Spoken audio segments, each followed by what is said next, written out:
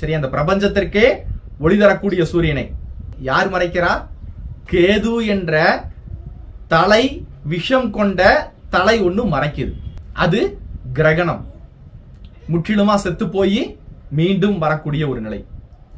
இதே விஷயம்தான் உங்க உடம்புலயும் நடக்குது. மிகப்பெரிய சூரியன். இந்த சூரியன் நம்ம ஏற்கனவே பேசியிருக்கோம்ல, பார்க்கடல் கடையும் போது விஷமும் தென்படும், அமிர்தமும் தென்படும். தலைக்கு விஷம் ஏறக்கூடாது.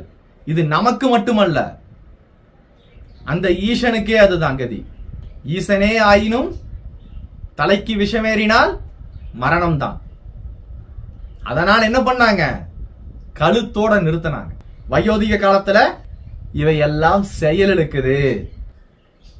விஷம் தலைக்கு ஏறுது, ஆனால் நமக்கு அது தெரிவதில்லை. அந்த விஷயம்